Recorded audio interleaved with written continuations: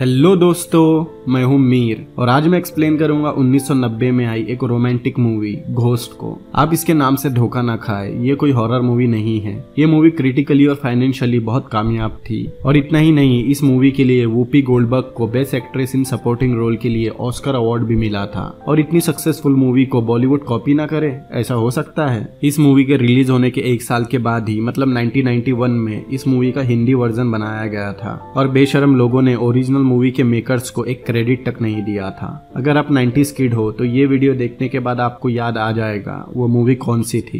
खैर, छोड़ते हैं इस चोर बॉलीवुड को। अगर इस ओरिजिनल मूवी की रेटिंग की बात करें तो इसे IMDb पर मिले है 7 स्टार आउट ऑफ 10, रॉटन टमाटो पर 74% fresh with 80% audience score, Metacritic पर इसे मिले है 52 आउट ऑफ 100 और इसे 89% गूगल यूजर्स ने लाइक किया है। So without wasting much time चलते हैं सीधा इस वीडियो की तरफ।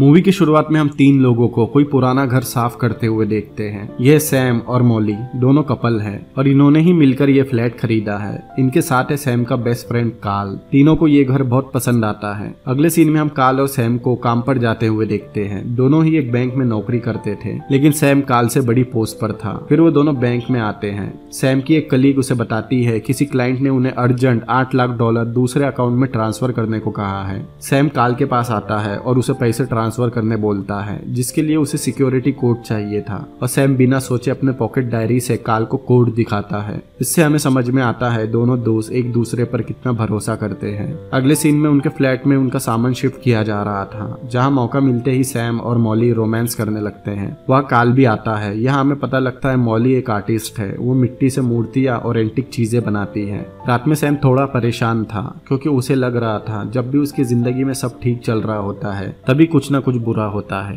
मॉली उसे संभालती है। टीवी से उन्हें किसी प्लेन एक्सीडेंट का पता लगता है, जिससे सैम प्लेन के सफर को अवॉइड करने के बारे में सोचता है क्योंकि ये हादसा दोबारा भी हो सकता था, क्योंकि उनकी जिंदगी बहुत अच्छी चल रही थी। सैम का अच्छा जॉब था, मॉली भी अच्छा कमा लेती थी, उनके पास खुद का घर था और वो दोनों एक दूसरे से बहुत प्यार करते थे। और सबसे बड़ी बात, वो दोनों एक दूसरे को समझते थे। मॉली उसे आई लव यू बोलती है, लेकिन सैम हमेशा इसके जवाब में टिकटो बोलता था। दूसरे दिन बैंक में सैम थोड़ा परेशान था। वह कार्ल आता है क्योंकि वो कुछ अकाउंट्स को एक्सेस नहीं कर पा रहा था। सैम बताता है क्योंकि उसने उन अकाउंट्स के सिक्योरिटी कोड बदल दिए। कार्ल इसकी वजह पूछता है, जिसपे सैम बताता है क्योंकि उन अकाउंट्स में बहुत ज्यादा ही पैसा है। कार्ल अकाउंट्स की स्टेटमेंट देखता है जो कि सच था। इस काम में बहुत ज्यादा टाइम लगने वाला था। कार्ल कहता है वो ये काम कर लेगा, लेकिन सैम कहता है वो बहुत देर से इसे देख रहा है, वो इसे हैंडल कर लेगा। जाते हुए कार्ल सैम से उसका और मॉली का आज शाम का प्लान पूछता है। सैम बताता है वो दोनों आज कोई थिएटर में प्ले देखने जा रहे हैं। सैम कार्ल को भी इनवाइट करता है, लेकिन कार्ल को प्ले पसंद नहीं थे। कार्ल के जाने के बाद सैम अपना काम करने में लग जाता है। रात में सैम और मॉली नाटक देखकर बाहर निकलते हैं। सारे नाटक में सैम सो रहा था। वो दोनों वॉक करते हुए जा रहे थे। मॉली अपने काम के बारे में बात कर रही थी। फिर वो सैम को शादी के लिए पूछती है, लेकिन सैम इस पर थोड़ा शॉक होता है क्योंकि मॉली ने पहले कभी शादी का जिक्र नहीं किया था। इस पे मॉली थोड़ा नाराज होती है क्योंकि सैम ने आज तक मॉली को आई लव यू नहीं कहा था। वो हमेशा डिक्टो बोलता था। सैम के हिसाब से बार बार आई लव यू बोलने का कोई मतलब नहीं था, लेकिन मॉली को एक बार सैम से आई लव यू सुनना था। लेकिन तभी उन्हें पीछे से कोई देख रहा था। वो दोनों वहां से चलने लगते हैं, लेकिन वो आदमी उनका पीछा कर रहा था। वो गन पॉइंट पर सैम से उसका पर्स मांगता है। सैम उसे दे ही रहा था, लेकिन वो चोर मॉली को थप्पड़ मार देता है, जिससे सैम और उसके बीच में हाथापाई होने लगती है। मॉली मदद के लिए चिल्ला रही थी, लेकिन वो जगह एकदम सुनसान थी। तभी गन शॉट की आवाज आती है। वो चोर वहां से भागने लगता है। सैम भी उसके पीछे जाता है, लेकिन वो चोर भाग जाता है। सैम मॉली के पास वापस आता है, लेकिन वहां का नजारा देखकर सैम के पैरों के नीचे से जमीन खिसक जाती है। सैम देखता है मॉली उसकी बॉडी हाथों में लिए रो रही थी। सैम की सांसें अभी भी चल रही थी। सैम एकदम शॉक में था कि एक ही पल में उसके साथ क्या हो गया। सैम खुद को छूने के लिए हाथ आगे बढ़ाता है, लेकिन उसका हाथ खुद के ही शरीर के आर पार हो जाता है। मॉली रो रही थी और मदद के लिए आवाज दे रही थी। तभी वहां 2 लोग आते हैं, लेकिन वो भी मॉली की तरह सैम को देख और सुन नहीं पा रहे थे। है। वो लोग पुलिस और एम्बुलेंस को खबर करते हैं। तभी आसमान से एक रोशनी आती है और सैम के ऊपर पड़ती है। वो सैम को लेने आई थी, लेकिन सैम मॉली की तरफ देखता है, फिर रोशनी की तरफ देखता है। सैम डिसाइड करता है वो मॉली के पास जाएगा। सैम के मॉली की तरफ जाते ही वो रोशनी गायब हो जाती है। फिर वहाँ एम्बुलेंस आती है और सैम को हॉस्पिटल ले जाया जाता है, लेकिन सैम बच नहीं पाता। मॉली को पुलिस बयान लेने ली जाती है और सैम वही अपनी डेड बॉडी के पास बैठ जाता है। तभी वहाँ एक बूढ़ा आदमी आकर सैम से बात करने लगता है कि वो कैसे मरा। वो सैम को समझाता है ये सब उसके लिए नया है, वो जल्दी सब सीख जाएगा। सैम उससे पूछता है वो कौन है। वो बताता है वो अपनी बीवी की वजह से रुका हुआ है, वो इसी हॉस्पिटल में एडमिट है और जल्दी मरने वाली है। फिर वो सैम की बॉडी को उसके ऊपर रखे कपड़े के आर पार जाकर देखता है। ये देखकर सैम थोड़ा डर जाता है। सैम समझ जाता है ये भी आत्मा है और सैम को कहता है उसे यहाँ लंबे अरसे तक रहना पड़ेगा। और वो सैम को समझाता है किसी भी चीज के आर पार जाना बहुत आसान है, सैम जल्दी ही सीख जाएगा। तभी उनके सामने एक आदमी की हालत खराब होने लगती है। डॉक्टर उसे बचाने की कोशिश कर रहे थे। तभी उसके ऊपर वैसी ही सफेद रोशनी आती है। वो आदमी सैम को बोलता है मरने वाला खुशकिस्मत है, वरना उसे लेने दूसरे भी आ सकते थे। ये दूसरे कौन है हमें आगे पता चलेगा। फिर उस आदमी की आत्मा उस रोशनी के साथ चली जाती है। सैम जैसे ही अपने बाजू देखता है वो बूढ़ा आदमी गायब हो गया था। तभी हॉस्पिटल का एक कर्मचारी सैम की बॉडी ले जाता है और वो सैम के आर पार हो जाता है। ये सैम के साथ पहली बार हुआ था कि कोई उसके आर पार गया था। सैम को कुछ समझ नहीं आ रहा था। सैम का फ्यूनरल किया जा रहा था और सैम अपने ही फ्यूनरल में आता है, जहां मॉली, काल और उसके ऑफिस के सभी लोग आए थे। तभी दूर से एक औरत सैम को हाय करती है और एक पत्थर के आर पार चली जाती है। एक रात मॉली कुछ बनाने की कोशिश कर रही थी, लेकिन फिर रोने लगती है। सैम उसके बाजू ही बैठा था। मॉली सैम को बहुत याद कर रही थी। सैम उसे आवाज देता है, लेकिन मॉली को सैम की आवाज सुनाई नहीं देती, लेकिन मॉली की बिल्ली को सुनाई देती है। सैम जैसे ही बिल्ली की तरफ देखता है, बिल्ली डरकर भाग जाती है। मतलब बिल्ली उसे सुन और देख सकती थी। मॉली उठती है और सैम के अंदर से गुजर जाती है। कुछ दिन बाद मॉली और काल सैम की चीजों को छांट रहे थे। उसमें सैम की डायरी भी थी। मॉली सैम की सब छोटी छोटी चीजों को रख रही थी और सैम उसके पीछे ही बैठा था। मॉली और काल सैम को बहुत याद कर रहे थे। जाते समय काल गलती से सैम की चीजों का बॉक्स भी ले जाने लगता है, लेकिन मॉली आकर वो सैम की चीजों का बॉक्स ले लेती है। काल उसे बाहर चलने बोलता है, क्योंकि कई दिनों से मॉली घर के बाहर ही नहीं निकली थी। मॉली मना करती है, लेकिन काल जिद करके किसी तरह उसे मना लेता है।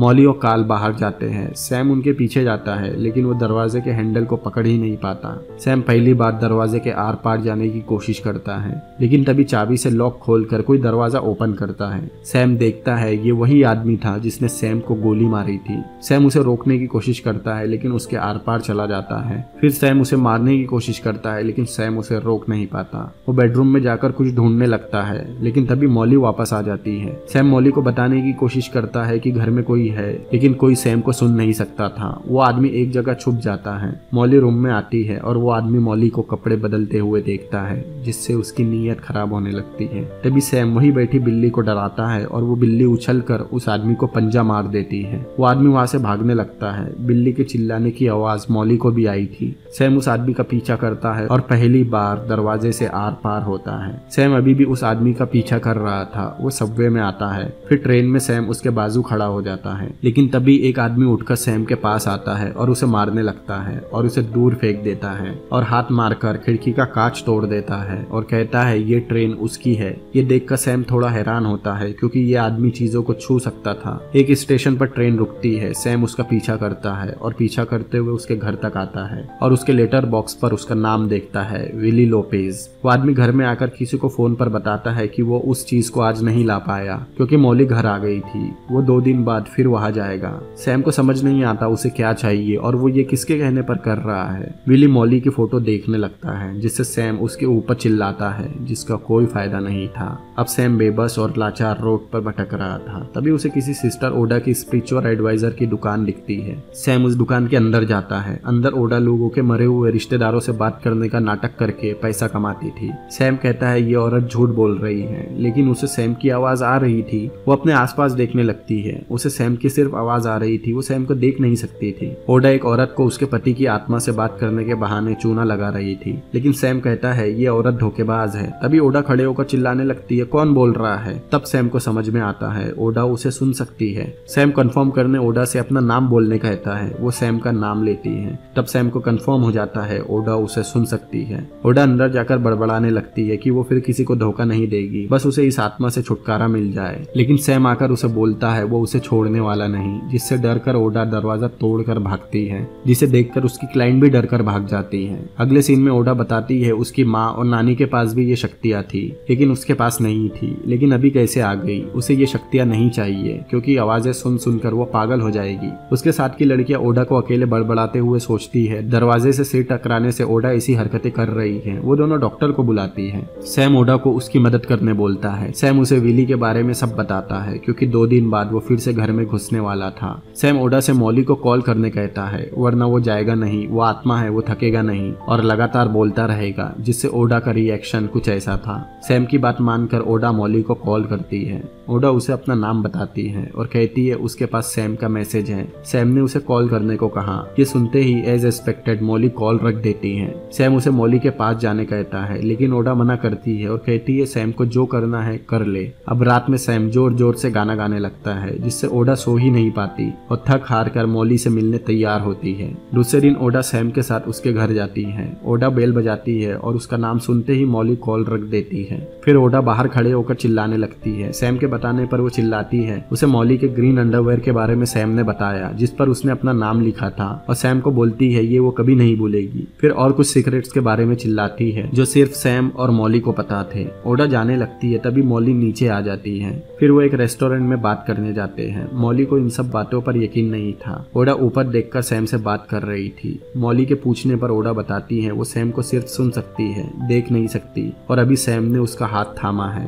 लेकिन मॉली को लगता है ओडा उसके इमोशन के साथ खेल रही है। मॉली उठकर जाने लगती है। सैम ओडा से मॉली को आई लव यू बोलने कहता है, लेकिन मॉली कहती है सैम कभी आई लव यू नहीं बोलता था। तब सैम ओडा से डिक्टो बुलवाता है और डिक्टो सुनकर मॉली रुक जाती है। फिर मॉली ओडा को घर लेकर आती है। मॉली पूछती है सैम वापस क्यों आया है। ओडा बताती है कभी कभी जब किसी का कोई काम या इच्छा अधूरी रह जाती है तो उसकी आत्मा उस काम के पूरा होने तक यही रहती है। ये सब सैम को बकवास लगता है, जिस पर सैम और ओडा में बहस होने लगती है। ओडा को ऐसे अकेले बड़बड़ाता देख मॉली को अजीब लगता है। ओडा सैम से सॉरी बुलवाती है। फिर सैम के जरिए मॉली को बताती है वो खतरे में है। सैम को पता है उसका खूनी कौन है। उसका नाम है विली लोपेज, और सैम उसका एड्रेस भी लिखवाता है। सैम बोलता है उसका मरना एक्सीडेंट नहीं था बल्कि साजिश थी, जिसमें कोई और भी शामिल है, लेकिन वो कौन है सैम को अभी नहीं पता। सैम मॉली को पुलिस को ये बताने बोलती है, लेकिन ये बताते ही ओडा वहां से जाने लगती है, क्योंकि उसका काम यही तक था, और ओडा चली जाती है। रात में मॉली ये सब काल को बताती है, लेकिन जाहिर सी बात काल को इन सब बातों पर यकीन नहीं होता, जिस पर मॉली कहती है वो पुलिस के पास जाएगी,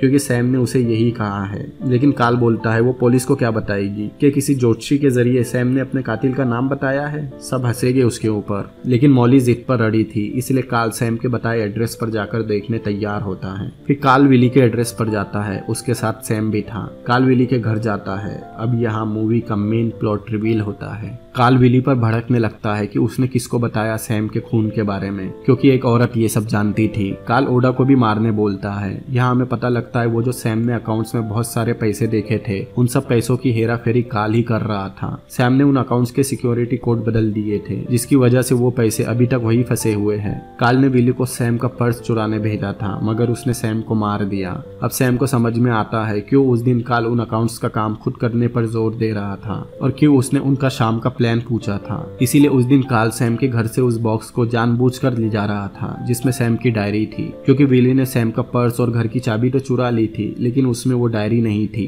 जिसमें अकाउंट्स के सिक्योरिटी कोड्स है। ये जानकर सैम एकदम शॉक हो जाता है, क्योंकि वो सोच भी नहीं सकता था उसका बेस्ट फ्रेंड जिस पर वो इतना भरोसा करता था वो ही उसकी मौत का जिम्मेदार है। काल विली से सैम के घर की चाबी ले लेता है ताकि वो खुद जाकर उस डायरी को ले ले, क्योंकि जिन लोगों का वो पैसा है वो बहुत खतरनाक लोग हैं। पैसा समय पर ट्रांसफर नहीं हुआ तो वो काल को जिंदा नहीं छोड़ेंगे, और उन $4 मिलियन में $1,00,000 काल के भी है। चाबी लेकर काल जाने लगता है और सैम उसे मारने की कोशिश करता है, लेकिन इससे कोई फायदा नहीं होता और सैम बस चिल्लाता रह जाता है। दूसरे दिन मॉली पुलिस स्टेशन जाती है और उन्हें पूरी बात बताती है, लेकिन ये सुनकर एक पुलिस ऑफिसर हंसने लगती है। लेकिन मॉली ऑफिसर को रिक्वेस्ट करती है कि वो बस विली नाम के किसी मुजरिम की फाइल बस एक बार देख ले, क्योंकि अगर उस फाइल में उसकी फोटो होगी तो मॉली उसे देखकर पहचान जाएगी। मॉली के बहुत रिक्वेस्ट करने पर ऑफिसर रिकॉर्ड रूम में विली की फाइल देखने जाता है। वही दूसरी तरफ कार्ल मॉली के घर जाता है और उस बॉक्स में से सैम की डायरी का वो पेज फाड़ लेता है जिसमें सिक्योरिटी कोड लिखे थे। थोड़ी देर बाद ऑफिसर फाइल लेकर आता है, लेकिन वो फाइल विली की नहीं थी बल्कि ओडा की थी। विली लोपेज नाम के आदमी पर कोई केस नहीं है। वो मॉली को बताता है ओडा ब्राउन के ऊपर कई धोखाधड़ी के केस है। ये लोग मॉली जैसे लोगों के फिराक में रहते हैं। ऐसे लोग उनके बारे में सब पता लगाते हैं ताकि उनके इमोशंस का इस्तेमाल करके उन्हें लूट सके। लेकिन ओडा ने तो मॉली से कोई पैसे नहीं मांगे थे, जिस पर ऑफिसर कहता है विली शायद उसका एक्स बॉयफ्रेंड हो, जिसे फंसाने के लिए उसने मॉली को ये कहानी बताई हो। ये सुनकर मॉली को बहुत बुरा लगता है और वो रोने लगती है। अब मॉली ओडा को धोखेबाज समझ रही थी। बैंक में कार्ल वो सिक्योरिटी कोड डालता है और उन सब अकाउंट्स को एक्सेस कर लेता है। फिर उन फर्जी अकाउंट्स के ओनर्स को कॉल करके इन्फॉर्म करता है। वो लोग उसे कल क्लोजिंग टाइम के 5 मिनट पहले वो सारा पैसा किसी दूसरे अकाउंट में ट्रांसफर करने बोलते हैं। सैम ये सब सामने खड़े सुन रहा था। फिर हताश सैम वहां से मॉली के पास जाता है, लेकिन थोड़ी देर में ही वहाँ कार्ल आता है और मॉली से कॉफी मांगता है। कार्ल मॉली के साथ बैठकर सैम को याद करने का नाटक करता है। सैम वही बैठे सब देख रहा था।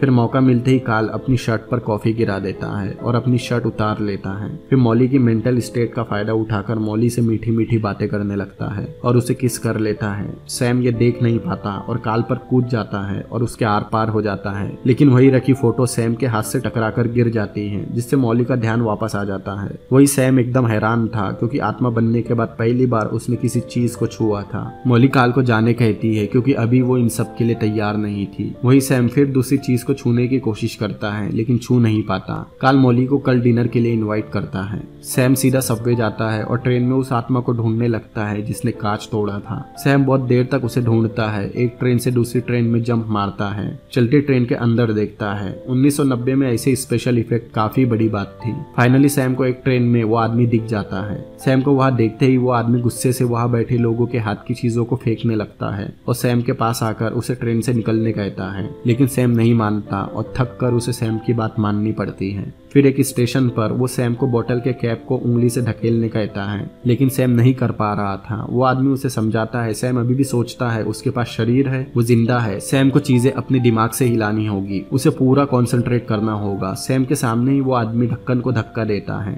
फिर सैम को एक कैन को किक मारने बोलता है, लेकिन किक मारते ही सैम गिर जाता है, जिस पर वो आदमी जोर जोर से हंसने लगता है, जिससे सैम को बहुत गुस्सा आने लगता है और सैम पूरी ताकत और गुस्से में उस कैन को किक मारता है और इस बार वो कैन को मार के दूर फेंक देता है। फिर वो आदमी सैम को एक जूते को गिराने बोलता है। 2-3 बार ट्राई करने के बाद सैम उसे गिरा देता है। फिर सैम उस आदमी से उसकी मौत के बारे में पूछता है। अपनी मौत के बारे में सुनते ही वो आदमी बहकी बहकी बातें करने लगता है और वहां से दूसरी ट्रेन में कूद जाता है। अब सैम फिर कुछ चीजों को छूता है। सैम बहुत खुश होता है क्योंकि अब वो किसी भी चीज को टच कर सकता था। फिर सैम वहां से ओडा के पास जाता है, जहाँ वो देखता है अब उसका काम बहुत अच्छा चल रहा था। सैम को वहाँ बहुत सारी आत्माएं भी दिखती है। सैम को सुनते ही ओडा सैम पर चिल्लाने लगती है क्योंकि अब दूर दूर से भूत उसे ढूंढते हुए आ रहे थे। सैम उसे फिर खुद की मदद करने बोलता है, लेकिन ओडा उसे मना कर देती है। तभी वहाँ मौजूद एक भूत ओडा के अंदर घुस जाता है और सामने बैठी अपनी बीवी से बात करने लगता है। उसे अपनी बीवी की नई हेयर स्टाइल पसंद नहीं आती। ओडा उसे अपने शरीर से निकलने बोलती है। उसके निकलते ही वो आदमी जमीन पर गिर जाता है। वहाँ मौजूद दूसरा भूत बोलता है किसी के भी शरीर में जाने से उनकी ताकतें कमजोर पड़ने लगती है। ओडा फर्स्टेड होकर सभी को भगा देती है, इंसानों को भी और भूतों को भी। तभी वह विली आता है। सैम उसे देखकर विली बुलाता है। ओडा भी उसका नाम लेती है। अपना नाम सुनते ही विली हैरान होता है। ओडा वहां से भागकर कमरे में छुप जाती है। विली दरवाजे पर गोली चलाता है और ओडा को मरा समझकर चला जाता है। सैम ओडा को बोलता है वो लोग फिर उसे मारने आएंगे। उसके पास एक प्लान है जिसके लिए ओडा को एक नकली आईडी इस्तेमाल करनी होगी। ओडा किसी भी प्लान में सैम का साथ देने से मना करती है, लेकिन सैम कहता है अगर उसने ये काम कर लिया तो वो लोग फिर कभी उसके पीछे नहीं आएंगे। इसीलिए ओडा सैम का साथ देने मान जाती है। दूसरे दिन सैम ओडा को महंगे कपड़े पहनाकर बैंक में लेकर आता है। सैम उसे एक काउंटर पर लेकर आता है और उस एम्प्लॉय से एक नए अकाउंट्स के लिए सिग्नेचर कार्ड मांगने को कहता है। वो एम्प्लॉय उससे अकाउंट नंबर पूछती है जो सैम ओडा को बताता है और ओडा उसे बताती है, साथ ही नाम भी बताती है, रीटा मिलर। वो जितने भी सवाल पूछती है सैम के जरिए ओडा सभी का जवाब देती है। वो ओडा को साइन करने कार्ड देती है। ओडा उसका ही पेन लेकर अपना नाम लिख देती है। सैम उसे चिल्लाकर बोलता है रीटा मिलर लिखना है। सैम की आवाज सिर्फ ओडा को आई थी जिससे वो डर जाती है और उससे दूसरा कार्ड मांगती है। वो एम्प्लॉय ओडा को अजीब हरकतें करते हुए देख रही थी। फिर सैम उस कार्ड को 3rd फ्लोर पर भेजने कहता है क्योंकि उसे एक ट्रांजेक्शन करना है। ओडा उससे कहती है इसे 3rd फ्लोर पर भेज दो क्योंकि उसे एक ट्रांसफ्यूजन करना है। वो एम्प्लॉय कहती है क्या? सैम उसे चलने बोलता है। ओडा उस एम्प्लॉय का पेन रख लेती है। सैम उसे बोलता है उसने पेन क्यों रख लिया? ओडा कहती है क्योंकि उसे पेन बहुत पसंद आया। वही काल परेशान था क्योंकि उसे 4 बजने के 5 मिनट पहले पूरे पैसे ट्रांसफर करने थे। सैम और ओडा 3rd फ्लोर पर आते हैं। सैम ओडा से गार्ड को बोलने कहता है कि वो लाइल फर्गूसन से मिलने आई है। दरअसल लाइल फर्गूसन थोड़ा बेवकूफ किस्म का आदमी था। सैम ओडा को कहता है वो गार्ड के वापस आने पर उसे बोले कि वो दोनों एक रात किसी पार्टी में मिले थे। उस पार्टी में फर्गूसन बहुत नशे में था। उसे याद ही नहीं होगा। उसे लगेगा वो सच में रीटा मिलर से मिला था। साथ ही सैम ओडा को फर्गूसन की बीवी और बच्चों के नाम भी बताता है। गार्ड वापस आके बोलता है फर्गूसन किसी रीटा मिलर को नहीं जानता। तब ओडा गार्ड को फर्गूसन से उस पार्टी का जिक्र करने कहती है। वो गार्ड जाकर फर्गूसन से पार्टी के बारे में कहता है। फर्गूसन कंफ्यूज होकर ओडा को बुला लेता है। सैम ओडा से फर्गूसन को यकीन दिलवाने उसकी फैमिली का हालचाल पूछवाता है। साथ ही कुछ और काम की भी बातें करता है जिससे फर्गूसन को यकीन हो जाता है रीटा मिलर मतलब ओडा उसे जानती है। फर्गूसन उससे यहाँ आने की वजह पूछता है। ओडा सैम के कहने पर बोलती है वो अपना अकाउंट बंद करने आई है। फर्गूसन उससे अकाउंट नंबर पूछता है और अकाउंट देखकर हैरान रह जाता है। अकाउंट में $4 मिलियन थे। वो जैसे ही ओडा को बताता है वो $4 मिलियन निकालने आई है। ओडा एक्साइटमेंट में चिल्लाती है $4 मिलियन।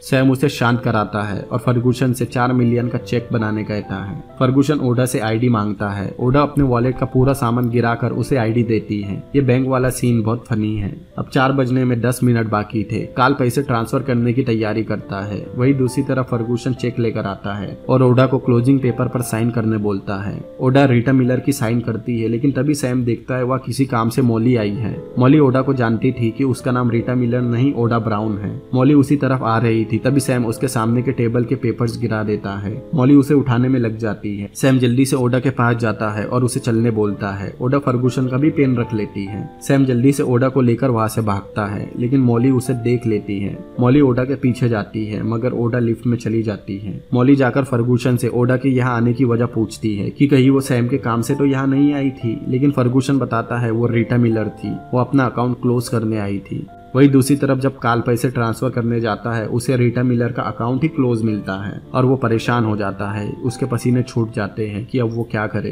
क्योंकि जिन लोगों के वो पैसे हैं वो लोग उसे जिंदा नहीं छोड़ेंगे। वही नीचे ओडा बहुत खुश हो रही थी कि उसके पास $4 मिलियन आ गए, लेकिन सैम कहता है ये पैसा उसका नहीं है, ये इलीगल पैसा है। इन पैसों के लिए वो मारा गया। अगर ओडा ये पैसा अपने पास रखेगी तो वो लोग उसे ढूंढ लेंगे। सैम सामने चैरिटी मांग रही सिस्टर को वो पैसा देने कहता है। ओडा बहुत मना करती है लेकिन उसके पास जाकर चेक पर रीटा मिलर की साइन करती है। ओडा की हालत खराब होने लगती है। वो चेक को आखिरी बार देखती है। वो दोनों नन उसे देख रही थी कि वो किससे बातें कर रही है। ओडा रोते हुए चेक नन को देती है लेकिन छोड़ती नहीं, लेकिन आखिर में छोड़ देती है। ओडा सैम पर बहुत गुस्सा होती है कि उसने $4 मिलियन चैरिटी में दे दिए। ओडा सैम को कहती है उससे दोबारा ना मिले और चली जाती है। जैसे ही वो नन चेक खोलती है $4 मिलियन देखकर वो भी बेहोश हो जाती है। वही बैंक में काल देर रात तक काम कर रहा था। उसे लग रहा था सिस्टम में कोई ग्लिच आया होगा, लेकिन बहुत देर तक काम करने के बाद भी उसे कुछ नहीं मिलता क्योंकि पैसा तो ओडा निकाल कर ले गई। काल बहुत डर जाता है। वो अपना कंप्यूटर बंद करता है लेकिन कंप्यूटर फिर चालू हो जाता है और उस पर ऑटोमेटिक लिखा आता है मर्डरर। काल चिल्लाने लगता है ये सब कौन कर रहा है। तभी कंप्यूटर पर लिखा आता है सैम। काल अपना कंप्यूटर ही तोड़ देता है। घबराहट में काल मौली के घर जाता है और उससे उस ज्योतिषी के बारे में पूछता है जिसने मौली से सैम के यहाँ होने की बात कही थी, लेकिन मौली कहती है वो सब झूठ था।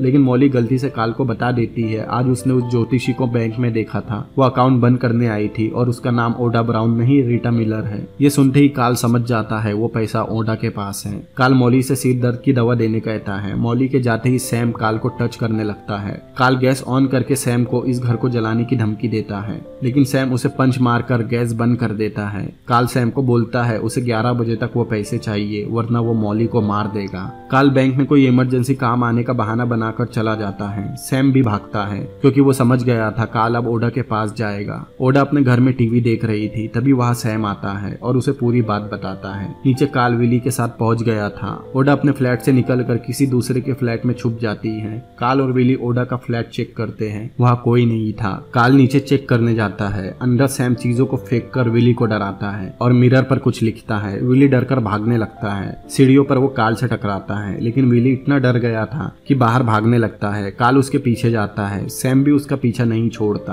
और रोड पर उसे बार बार धक्का देता रहता है। विली इतना डर जाता है कि रोड पर पागलों की तरह दौड़ने लगता है। तभी रोड के बीच में वो एक कार और बस के बीच में आ जाता है और बस से टकराते ही दूर जाकर गिरता है। काल ये देखकर घबराकर भाग जाता है। तभी विली उठता है और सामने जाकर देखता है तो उसकी बॉडी कार पर पड़ी थी। उसे कुछ समझ नहीं आता। तभी सैम उसे बोलता है वो मर चुका है। तभी परछाइयों में से काले फरिश्ते निकलते हैं और विली को खींचकर जहन्नुम लेकर चले जाते हैं। सैम ये पहली बार देख रहा था, वो भी ये देखकर काफी हैरान होता है। सैम ओडा को लेकर मॉली के घर आता है, लेकिन ओडा को देखते ही मॉली दरवाजा बंद कर देती है और उसे जाने कहती है, वरना वो पुलिस को बुलाएगी। ओडा और सैम कहते हैं वो चाहते हैं मॉली पुलिस को बुलाए क्योंकि उसकी जान खतरे में है। ओडा काल के बारे में मॉली को सब सच बताती है कि वो बैंक से पैसा चुराता है और उसकी वजह से ही सैम मारा गया था। अब वो उसे मारने आ रहा है, लेकिन मॉली ओडा की बातों पर यकीन नहीं करती और उसे लगता है ओडा अभी भी उसे धोखा दे रही है। मॉली रोने लगती है, लेकिन सैम अंदर आकर ओडा को एक कॉइन दरवाजे से नीचे फेंकने बोलता है। ओडा एक कॉइन अंदर फेंकती है। सैम उस कॉइन को दरवाजे से लगाकर उठाता है और उसे मॉली की तरफ लेकर आता है। मॉली को वो कॉइन उड़ता हुआ दिखता है और वो कॉइन उड़ते हुए मॉली के हाथ में आ जाता है। अब मॉली को ओडा पर यकीन होता है और वो दरवाजा खोल देती है।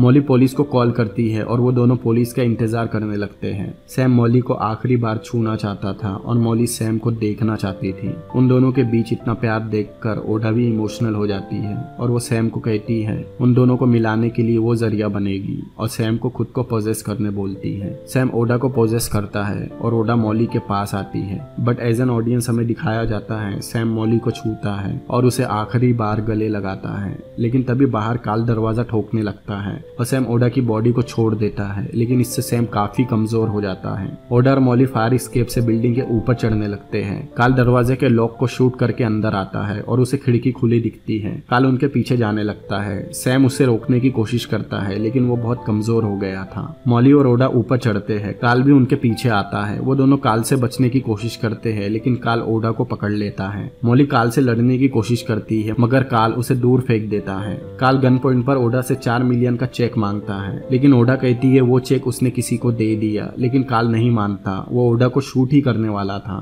तभी उसे एक धक्का लगता है और काल दूर जाकर गिरता है। इसका मतलब सैम आ गया। काल मॉली को पकड़ लेता है और सैम से वो चेक मांगता है। तभी उसकी गन दूर फेंका जाती है और उसे धक्का लगता है। मॉली उसे छुड़ाकर छुप जाती है। काल गन उठाकर वहां से भागने लगता है, लेकिन सैम उसे भागने नहीं देता। सैम उसे 1-2 पंच मारता है। काल रस्सी में लटक रहे हुक को धक्का देता है और खिड़की से भागने लगता है, लेकिन वो हुक वापस आकर उस खिड़की का कांच तोड़ता है और एक कांच का बड़ा सा टुकड़ा सीधा काल की छाती में घुस जाता है। सैम ये देख रहा था। तभी काल की आत्मा उसका शरीर छोड़ती है और उसे सामने सैम दिखता है। उसे पता नहीं था वो मर चुका है। जैसे ही वो पीछे पलटकर देखता है, उसे खुद की लाश दिखती है। काल घबराने लगता है। तभी परछाइयों में से काले फरिश्ते निकलते हैं और वो काल को पकड़कर जहन्नुम लेकर चले जाते हैं और सैम ये सब देख रहा था। सैम ओडा और मॉली के पास आता है और उनसे पूछता है वो दोनों ठीक तो है। तभी मॉली कहती है वो सैम को सुन सकती है। तभी सैम को लेने के लिए सफेद रोशनी आती है, जिससे ओडा और मॉली को सैम दिखने लगता है। सैम मॉली के पास आकर उसे आखिरी बार किस करता है, फिर ओडा से बात करता है और उसका शुक्रिया करता है और उससे अलविदा लेता है और पहली और आखिरी बार मॉली को आई लव यू बोलता है, जिसके जवाब में मॉली डिक्टो बोलती है। सैम का काम खत्म हो गया था, अब उसे जाना था। वो मॉली से अलविदा लेता है। मॉली कहती है वो फिर मिलेंगे और सैम जन्नत के फरिश्तों के साथ चला जाता है और इसके साथ ही ये मूवी भी यही खत्म हो जाती है। तो उम्मीद करता हूँ इस मूवी में आपको कोई डाउट नहीं बचा होगा। तो दोस्तों कैसी लगी आपको ये मूवी मुझे कमेंट करके जरूर बताएं और आपको मेरा काम पसंद आया हो तो इस वीडियो को लाइक करें, अपने दोस्तों के साथ शेयर करें और मेरे चैनल को सब्सक्राइब करें। तो मिलते हैं अगली बार किसी और अमेजिंग मूवी के एक्सप्लेनेशन में। Peace out.